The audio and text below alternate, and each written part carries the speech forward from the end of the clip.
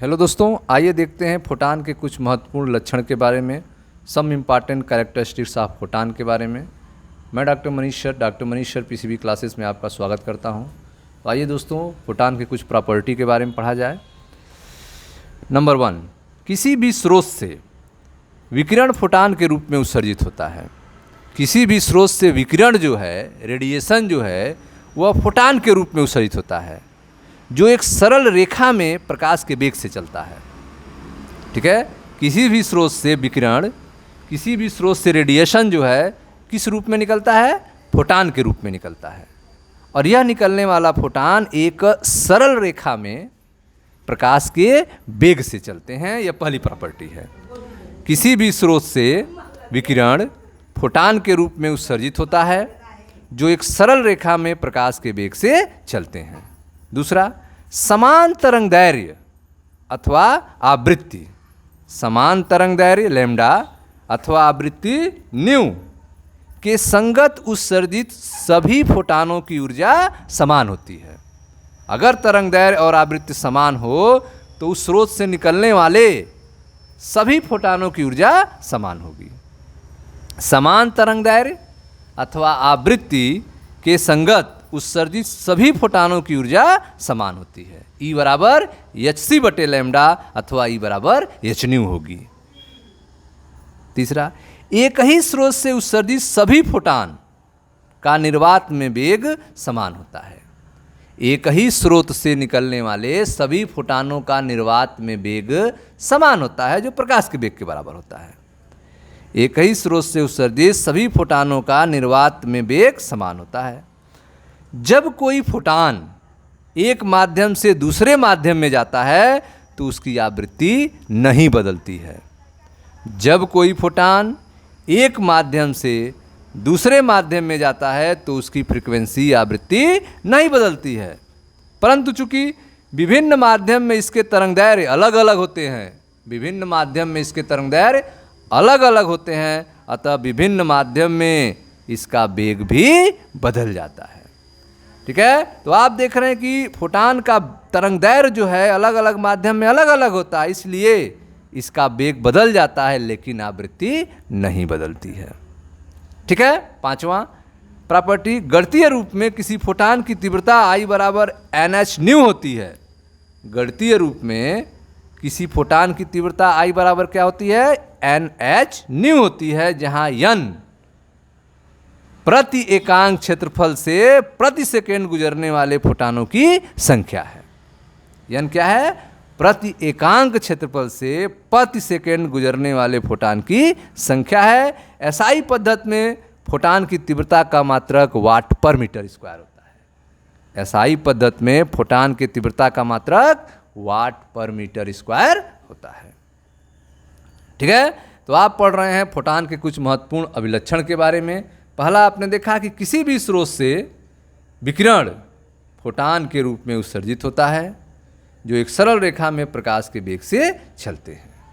दूसरी प्रॉपर्टी, समान तरंगदैर्घ्य अथवा आवृत्ति के संगत उत्सर्जित सभी फोटान की ऊर्जा समान होती है, जो E बराबर hc बटे लैम्डा अथवा E बराबर h न्यू होती है। एक ही स्रोत से उत्सर्जित सभी फोटानों का निर्वात में वेग समान होता है। जब कोई फोटान एक माध्यम से दूसरे माध्यम में जाता है तो उसकी आवृत्ति नहीं बदलती है, लेकिन विभिन्न माध्यम में उसके तरंगदैर्घ्य अलग अलग होते हैं, अतः विभिन्न माध्यम में इसका वेग बदल जाता है। गणितीय रूप में किसी फोटान की तीव्रता I बराबर, ठीक है, NH न्यू होती है, जहां n प्रति एकांक क्षेत्रफल से पर सेकेंड गुजरने वाले फोटान की संख्या है, और SI पद्धति में फोटान की तीव्रता का मात्रक वाट पर मीटर स्क्वायर होता है। ठीक है, अगली जो प्रॉपर्टी है, प्रॉपर्टी नंबर 6, फोटान का विराम द्रव्यमान, फोटान का रेस्ट मास शून्य होता है। फोटान का विराम द्रव्यमान m0 जो है शून्य होता है। फोटान का विराम द्रव्यमान क्या होता है? शून्य होता है। फोटान का द्रव्यमान उसकी गति के कारण होता है। फोटान का जो रेस्ट मास होता है वह शून्य होता है, फोटान का जो द्रव्यमान होता है वो गति के कारण होता है। ठीक है, समझे ध्यान से। निर्वात में फोटान का वेग जो होता है प्रकाश के चाल के बराबर होता है, v बराबर c होता है। निर्वात में फोटान का वेग किसके बराबर होता है? c के बराबर होता है, v बराबर c। आइंस्टीन के सापेक्षता सिद्धांत के अनुसार, ठीक है,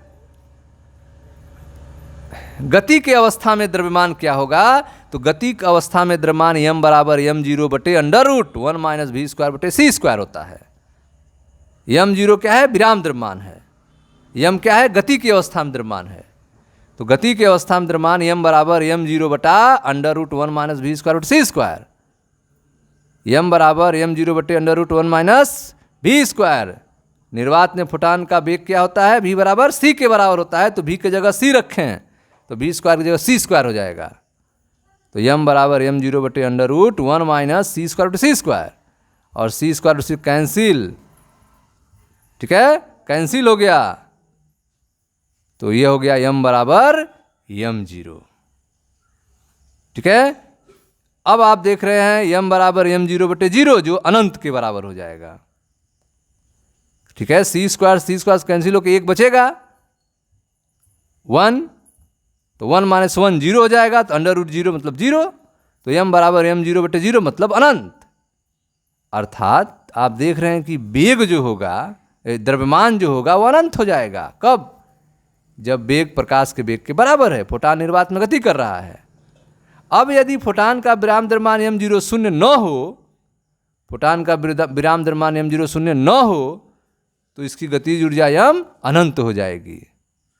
गतिज ऊर्जा m क्या हो जाएगी? अनंत हो जाएगी। कब? यदि m0 शून्य न हो। अगर यह m0 शून्य नहीं होगा तो m का मान अनंत हो जाएगा। कब? निर्वात में।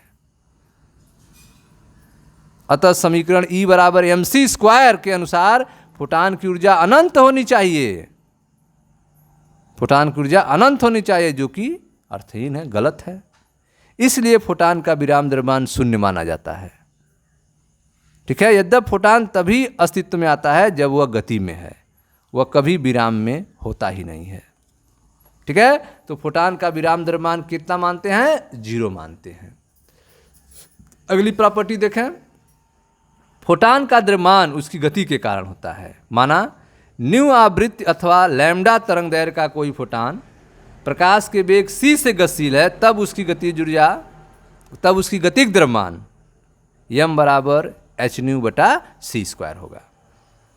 गतिज द्रव्यमान क्या होगा? m बराबर h न्यू बटे c स्क्वायर।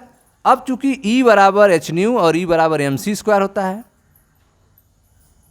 ठीक है, तो आपका हो जाएगा, और न्यू बराबर c बाई लैम्डा होता है, न्यू बराबर c बाई लैम्डा होता है। तो सब यहाँ पे मान रखेंगे तो m बराबर आ जाएगा h बटे c लैम्डा।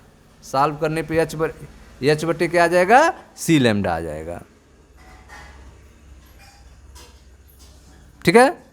अब फोटान का वेग क्या होता है? फोटान का संवेग p बराबर mc, p बराबर mv होता है, लेकिन प्रकाश का चाल c, p बराबर mc, ठीक है। यह बराबर होगा h बटे c लैम्डा के, h बटे c लैम्डा के इंटू c, c से c कैंसिल, तो p बराबर h बटे लैम्डा।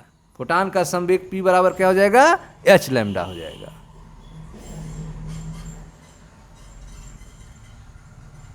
ठीक है। अगला देखते हैं प्रॉपर्टी 8वां। विद्युत रूप से फोटान एक उदासीन कण है। विद्युतीय रूप से फोटान क्या है? एक उदासीन कण है। लैम्डा किरण फोटान -1 E0 इलेक्ट्रॉन है और +1 E0 पॉजिट्रॉन, ठीक है। जो लैम्डा किरण फोटान है वह क्या है? इलेक्ट्रॉन प्लस पॉजिट्रॉन है। अतः सामान्य परिस्थिति में यह विद्युत और चुंबकीय क्षेत्र में विक्षिप्त नहीं किया जा सकता है। किसी फोटान का किसी उप परमाणुवीय कण तथा इलेक्ट्रॉन, प्रोटॉन आदि के साथ टक्कर की क्रिया में निकाय की संपूर्ण ऊर्जा और संवेग दोनों नियत रहते हैं। अर्थात यह एक संघट्ट प्रत्यास्थी संघट्ट होता है, परंतु इस प्रक्रिया में फोटान की संख्या संरक्षित रहे ऐसा आवश्यक नहीं है। इस क्रिया में आपतित फोटान में से कुछ फोटान का अवशोषण हो सकता है और कुछ नए फोटान उत्पन्न भी हो सकते हैं। मैक्स प्लांक के शब्दों में किसी स्रोत से फोटान का उत्सर्जन सतत न होकर सविराम होता है, किसी स्रोत से फोटान का उत्सर्जन कॉन्टिन्यूअस न होकर इंटरमिटेंटली होता है। ठीक है। आइंस्टीन के शब्दों में फोटान कण के रूप में उत्सर्जित होकर मुक्त आकाश में प्रकाश के वेग से संचरित होता है। इसका अस्तित्व तभी समाप्त होता है जब यह द्रव्य के साथ इंटरैक्ट करता है, द्रव्य के साथ अंतःक्रिया करता है। आर्थर हेनरी क्राफ्टन के शब्दों में फोटान कण की तरह पैदा होता है, कण की तरह रहता है और नष्ट होते समय भी ये अपनी इसी प्रकृति को बनाए रखता है। ठीक है स्टूडेंट, तो यह था आपका फोटान की प्रॉपर्टी के बारे में। Thank you.